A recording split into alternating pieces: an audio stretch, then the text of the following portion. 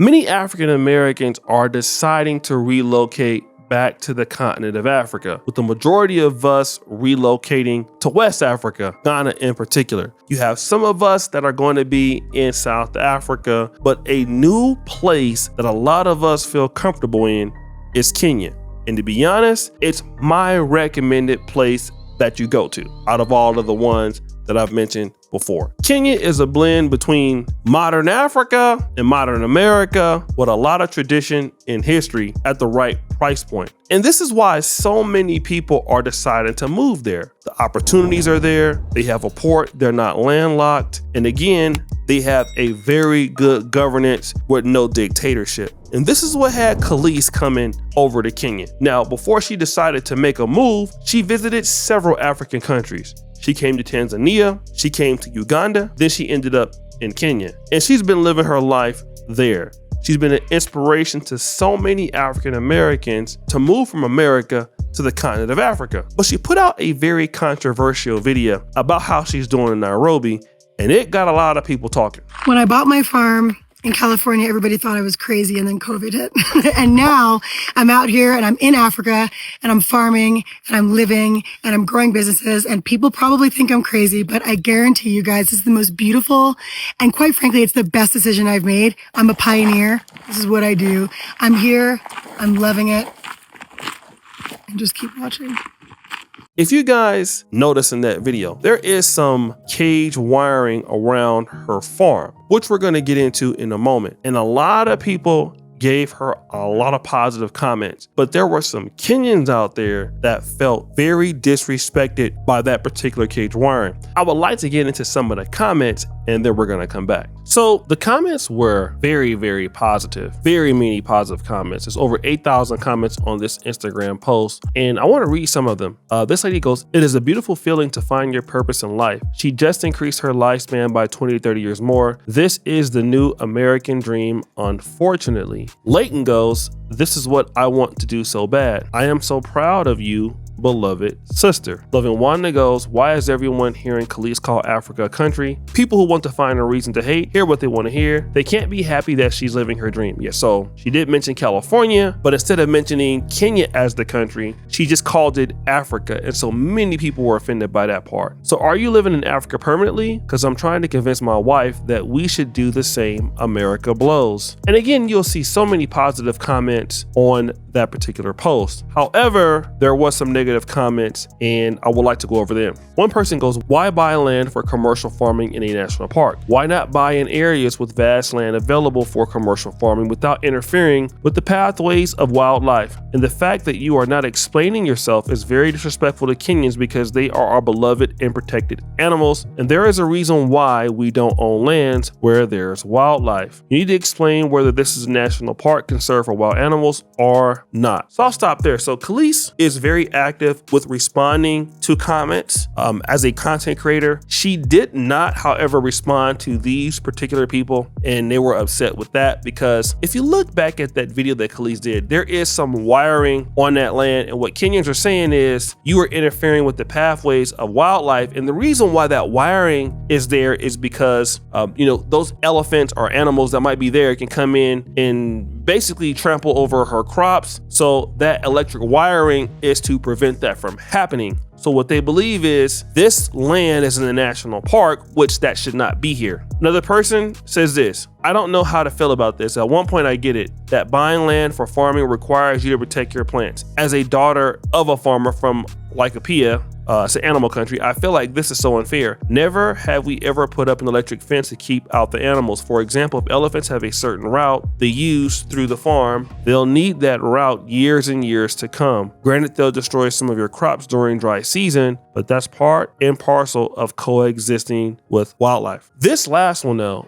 is the most telling. She says this, "You are flippant in your response to Kenyans about the safety of our animals. The least you could do is respond in a respectful manner, considering you are encroaching on wildlife territory." Now, maybe she had responded to some of these people, I'm not sure. "Many Kenyans do not have access to buy national park land, which is the area that you are fencing according to your previous mention on its location. You will not be the first African American to neo-colonize a third world country, but you will for sure go down in history as one of the first to do it as a mainstream everyday vlog about it. Your ancestry of fighting oppression doesn't live in you. On the contrary, you have become the oppressor. Not all Kenyans will smile foolishly at this. Then you hear somebody in the background goes, "Can't agree more." Another person goes, "You have said everything I want you to say." So it appears that Kelis went back and forth with some people, and a lot of folks are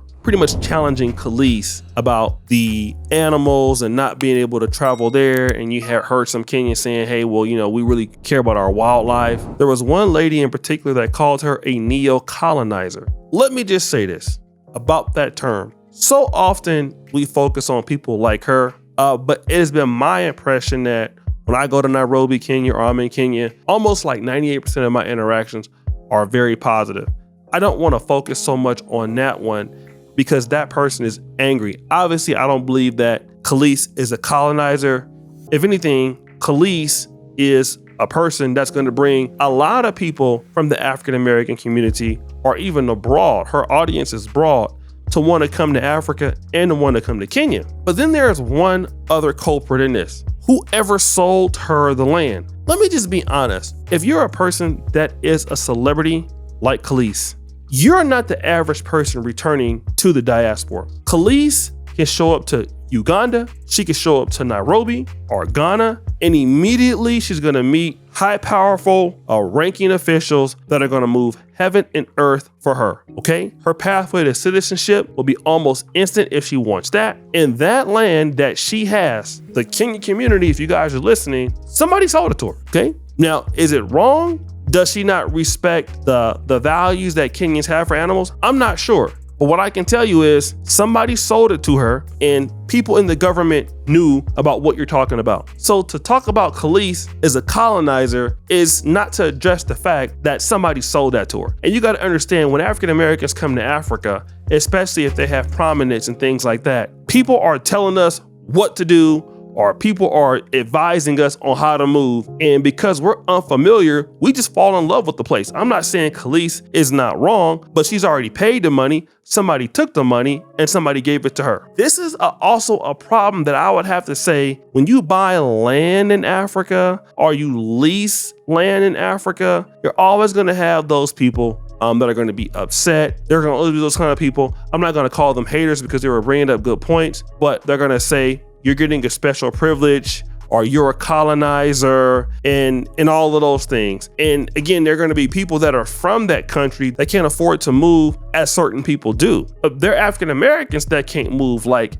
Kelis. And it just needs to be taken with a grain of salt. I think that what we got to really understand is that if we're buying land in certain places, where are we buying the land at? I think a good question is to ask, hey, listen, what goes on around here? How do people feel about us getting this land? Because the person that wants to make the sale just wants to make the sale. And then the people that are going to get blamed for that are going to be people like us who historically don't know what happens in that area. Even if you get that barbed wiring for the animals that come through there, somebody also can tell you to get that kind of stuff. Like, hey, your animals come there, so you want to protect your stuff, so let's do that. And a lot of African countries want to cater to rich people in the diaspora to sell their country. So they're gonna let them get away with stuff like that. Again, I've told you, I've seen this. Look at Dr. Umar Johnson. He immediately gets citizenship in Ghana. And Kelis is gonna be able to do many different things because she can promote Kenya. And if she says she's with Kenya,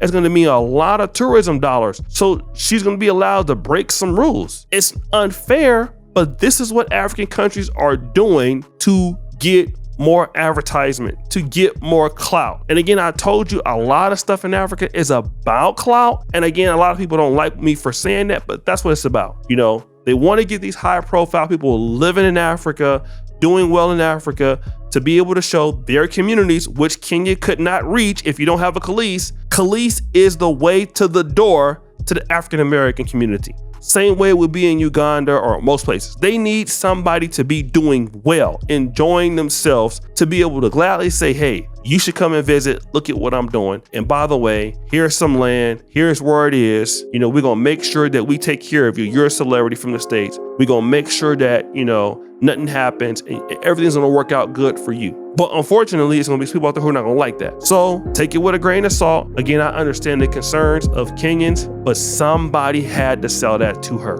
So where is the anger for the people that obviously know what you're talking about, but don't want to do anything about it? So guys, what do you think? It's your boy O'Shea Duke Jackson back at it again with another episode of Fair Use. Subscribe, hit the bell. We're out.